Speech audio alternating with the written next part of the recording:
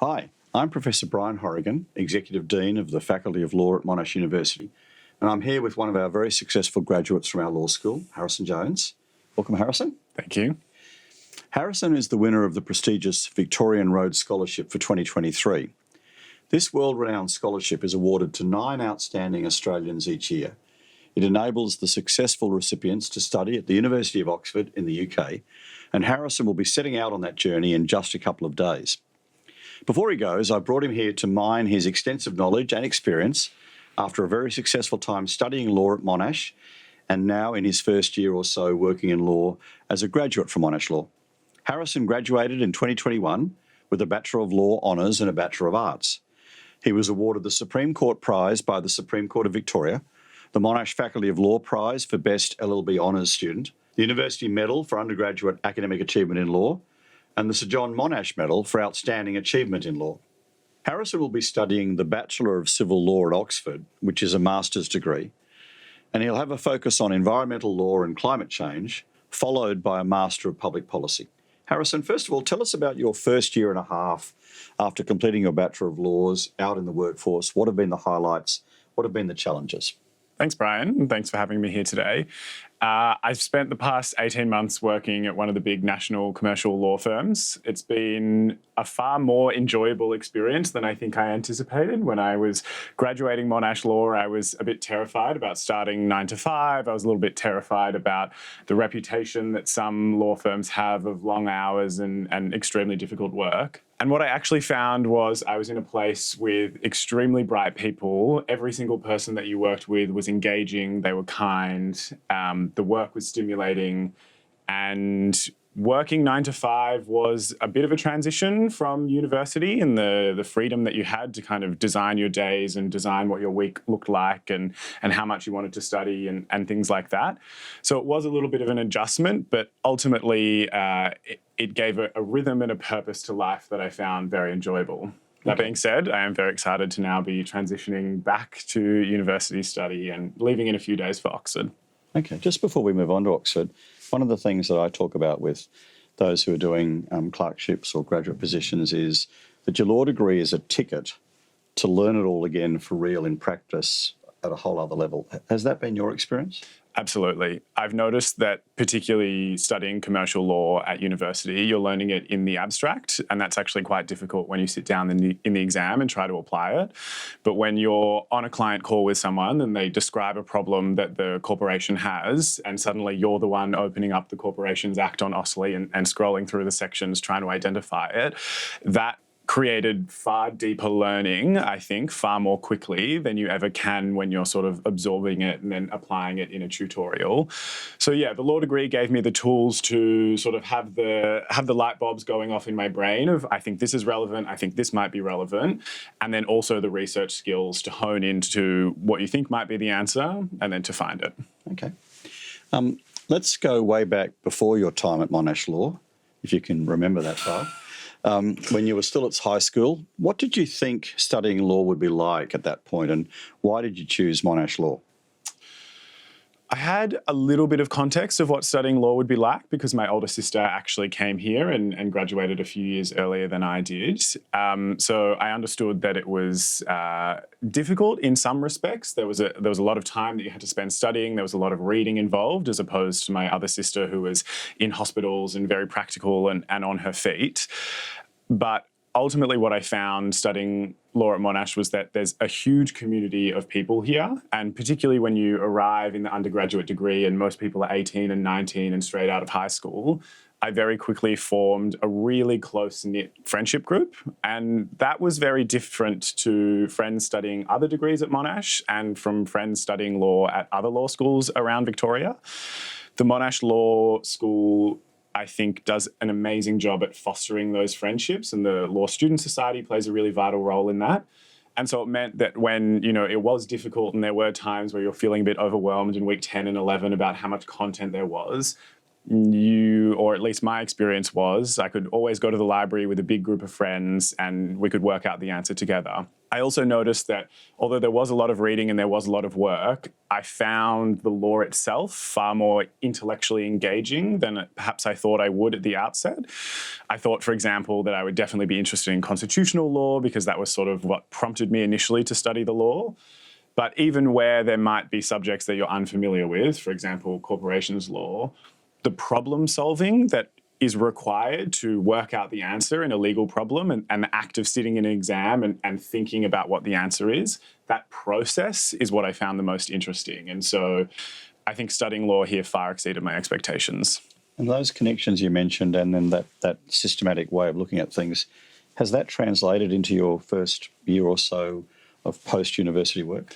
Absolutely. There's been friends from Monash Law who came to the same law firm as me, and that immediately meant that on day one I wasn't terrified and always had friends that I was able to ask a question for. But also that kind of synthesis process that you go through of not so much knowing exactly what the answer is in law, because particularly in practice, you'll often be presented with a highly technical, very difficult legal question that a big corporation is willing to pay a lot of money to find the answer to.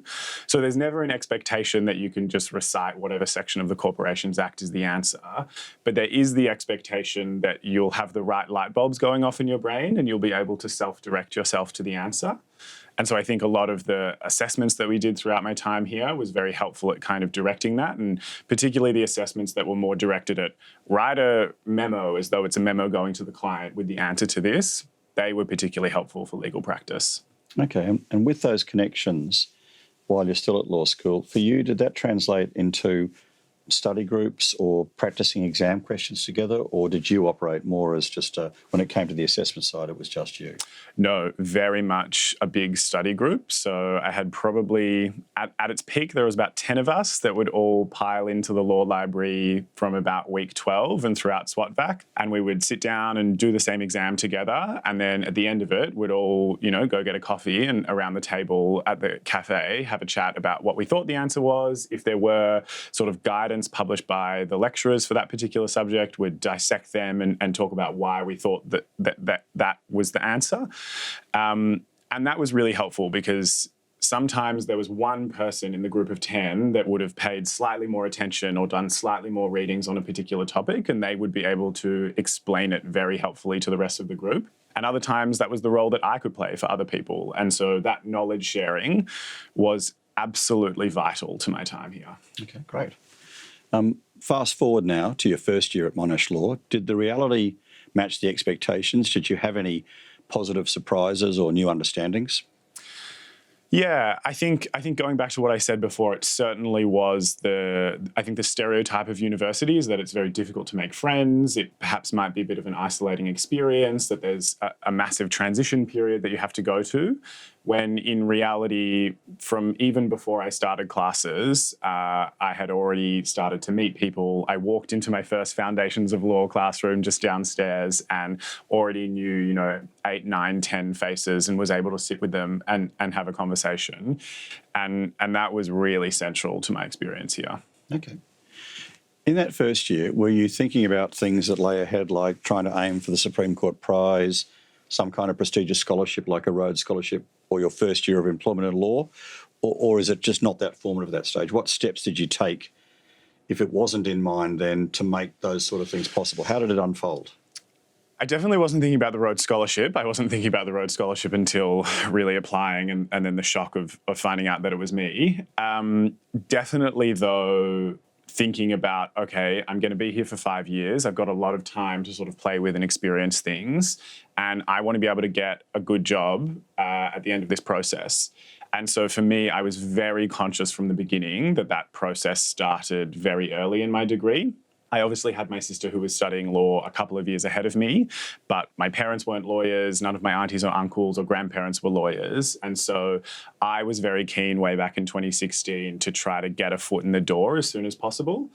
And that really, when I think about what advice I would give to younger students, is start as early as you can, because there are employers out there who want very junior law students to take them onto their law firm, because it means that they're going to be, you're able to work there for quite an extended period of time.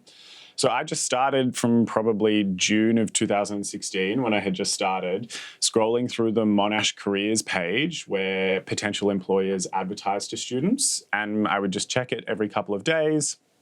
Came across a job ad for a litigation firm in the city that was advertising specifically for a first or second year law student. Was very fortunate to get that job, and then spent, I think, 3.5 years working at that law firm. And that just gave me such a good grounding for all of the law that I was learning in classes. You know, I was dealing with trust issues before I'd even studied trusts. I was trying to do some conveyancing work to help my boss on a conveyancing matter before I'd studied property law, which meant that then when you went into classes, it was much easier to learn those things. But more importantly, when I then started to think a little bit later in my degree of, okay, can I get some government experience? Suddenly, because I'd already had 3.5 years of experience, it was far easier to get my foot into the door in other jobs that I was particularly interested in trying. And so I really think back about how careful I was about planning that from very early on in my degree, and would definitely recommend that to others. So you're doing these law-related work experience for more than a year during your degree. You're doing your studies and still achieving good results. You're also doing other things at university and so on. For those who are looking at the balance of these things and the importance of these things, did you find that balancing that was manageable? And did you find that the balance and the range of things you were doing there helped you in both interviews and getting jobs, and then while you were doing those jobs? Absolutely. The balance isn't always easy. It is possible. I definitely had semesters where I kind of realized I had slightly overcommitted on the work and the volunteering aspects, and then the next semester would try to just drop back a little bit to focus a bit more on the studies.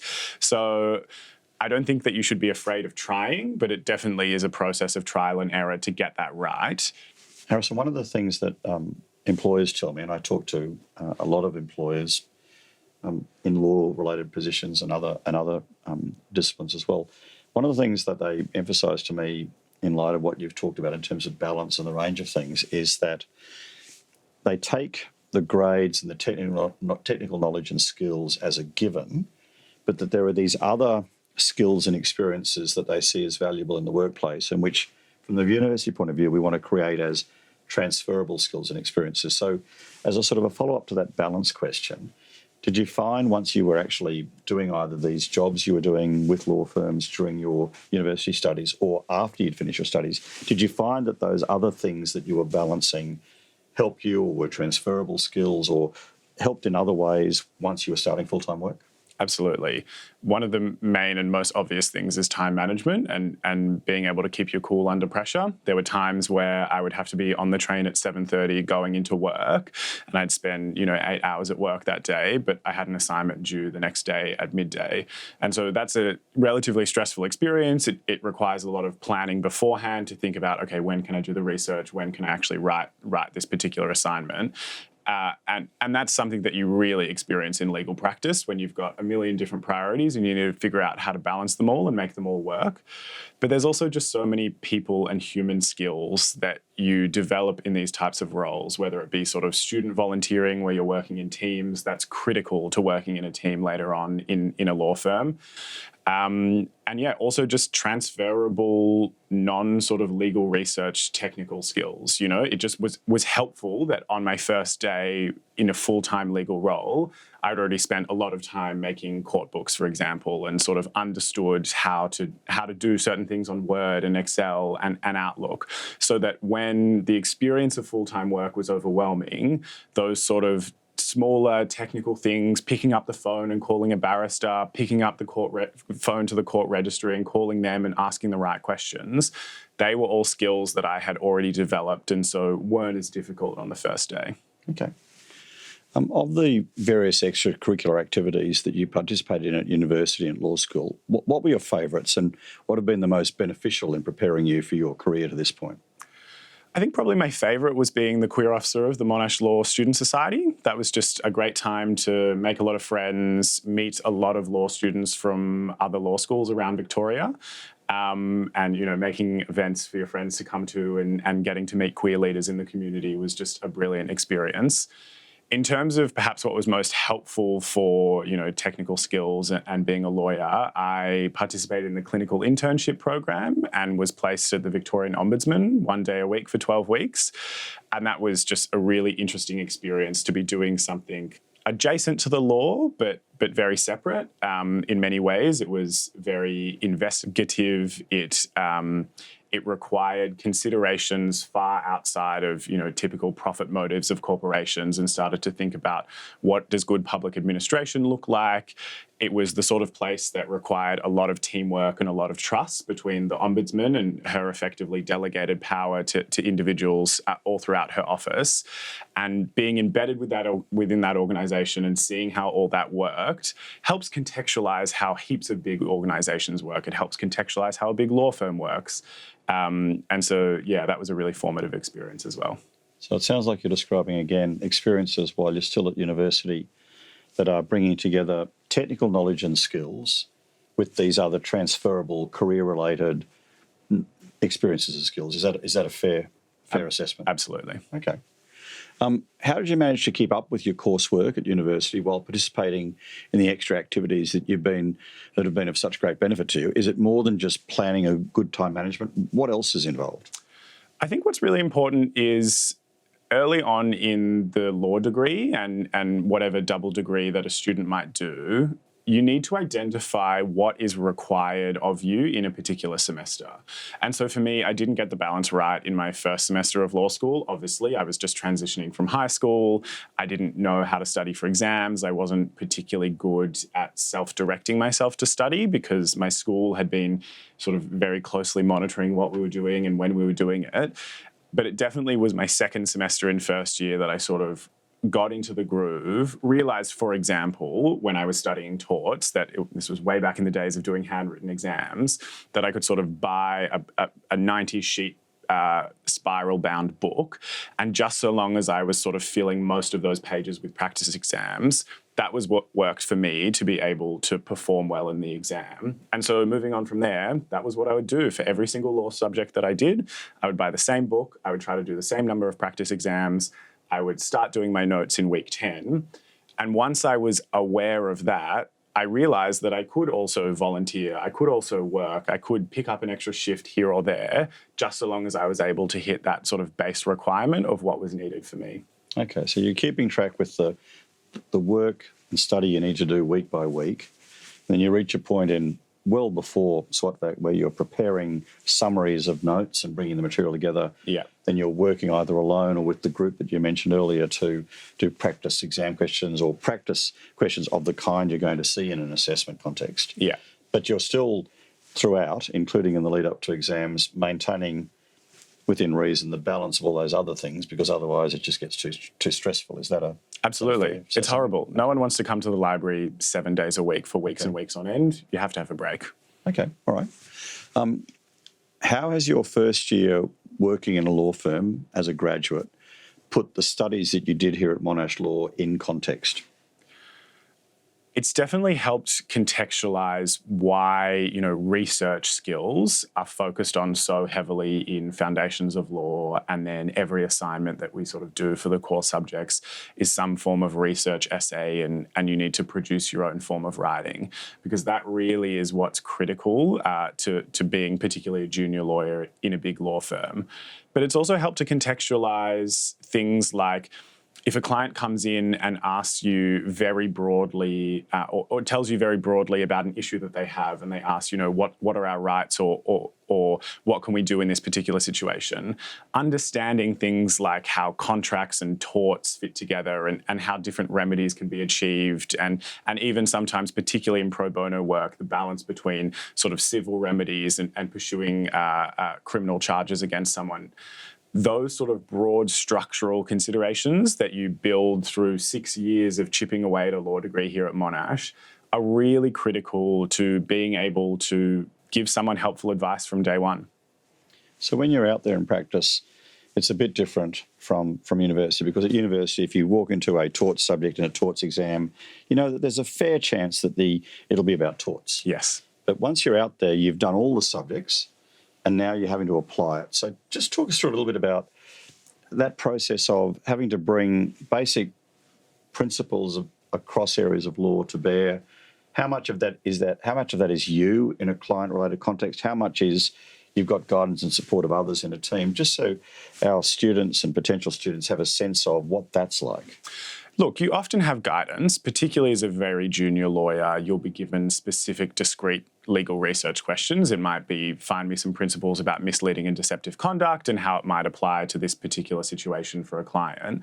But I've also had situations, for example, where a partner at a law firm has come to me and given me a factual scenario and been like, this is the result that we want to end up at. Is there sort of a cause of action that we can find here? And that was a situation where, I was in the Competition and Consumer Act, but I was also thinking back to torts and flicking through my notes and trying to identify if any of those things were relevant. And I must say, I have been very surprised at how many times I've sort of opened up my phone and scrolled back through my old student notes to get that kind of broad contextual understanding. My notes would often have tables of contents at the start that would kind of structure the cause of action and the remedies.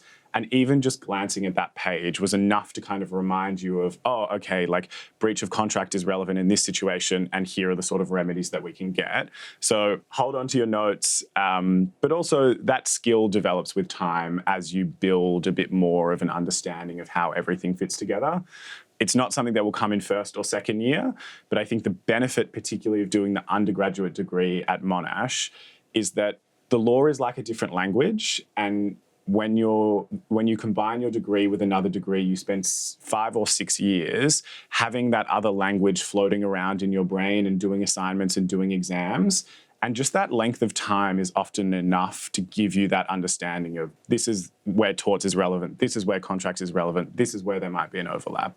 So you're describing something that might involve you even in early days in practice, if I'm getting this right, where you might be looking at a situation or a problem where you've got to do some work in thinking through, by reference to whatever sources you have available to you in a law firm, library, or your own notes, of thinking through what might be the potential causes of action and remedies under the common law.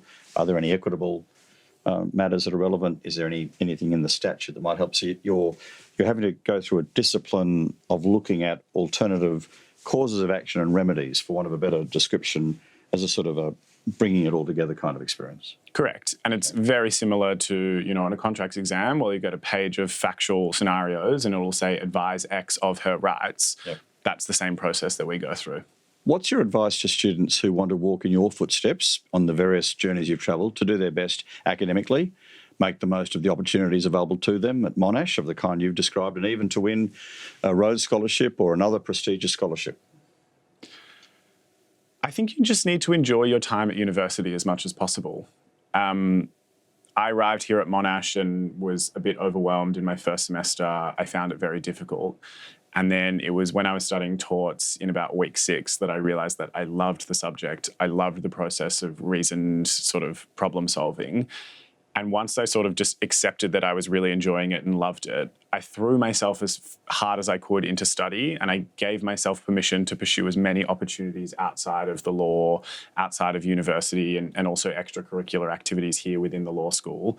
I threw myself into them as much as possible.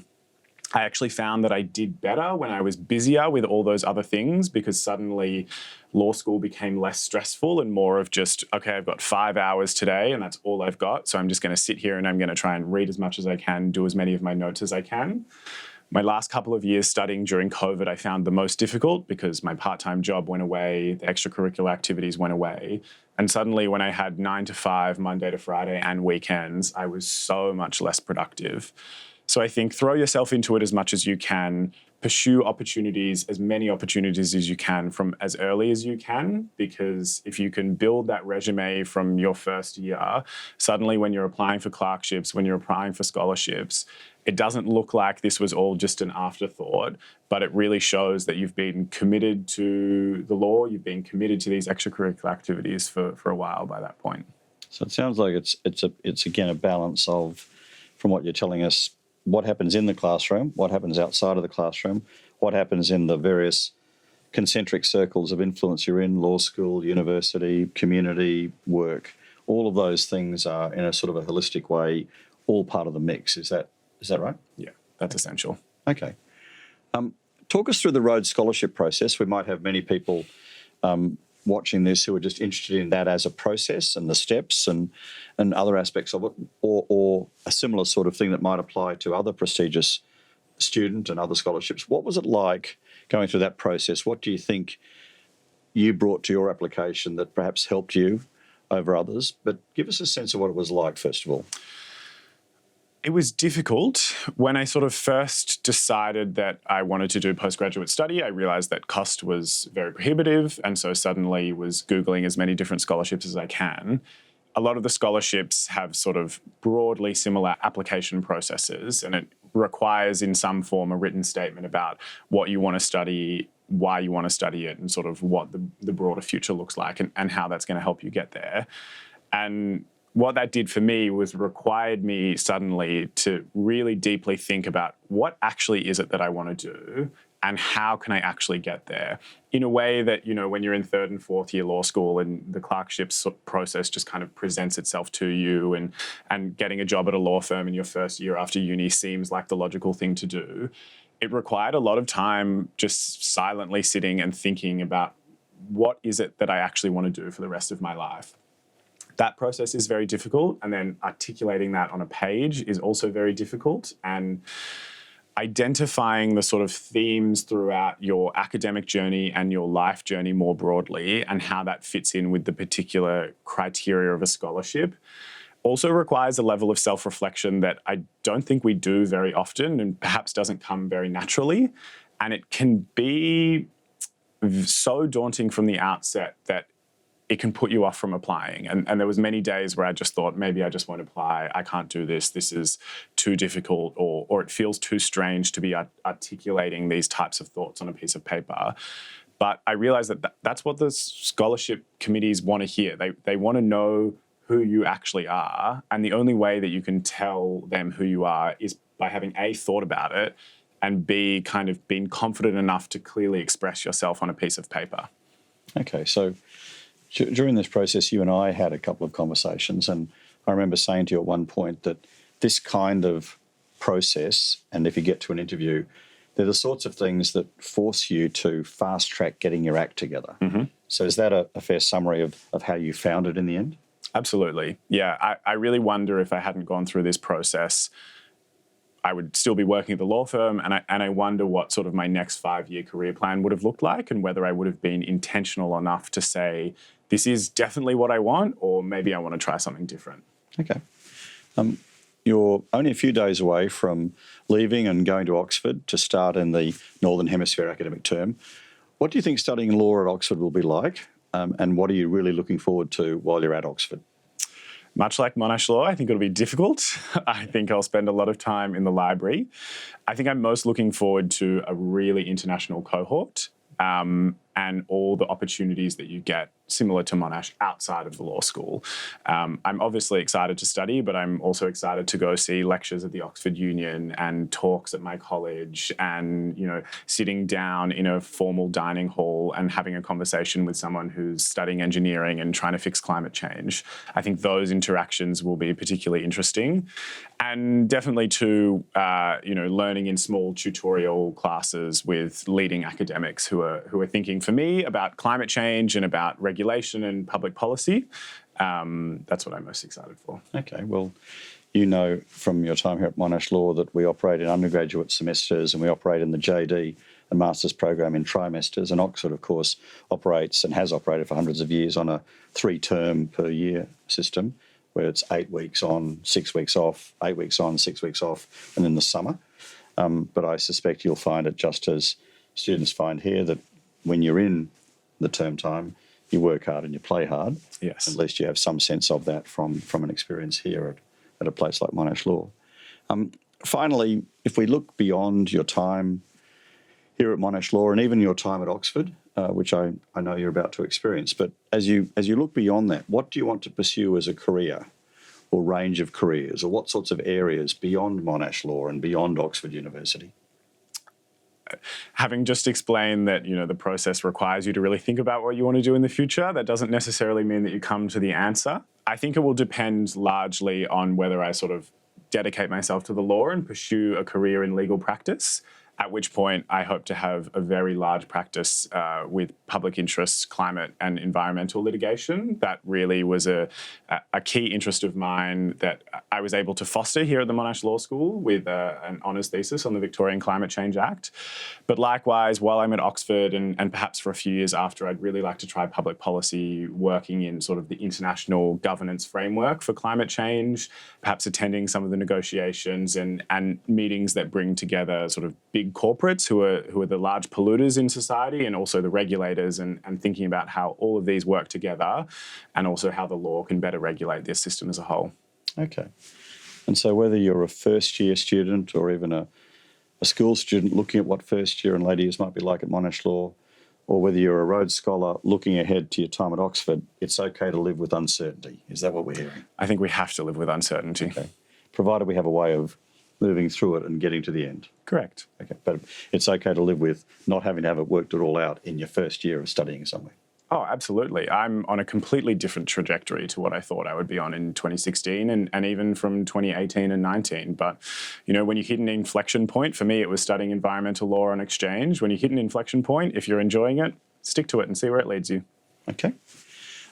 Thank you very much, Harrison. I think that's been a rich conversation and certainly a pleasure to have you here studying at Monash Law, to have this discussion with you today, and an absolute delight speaking with you in this way.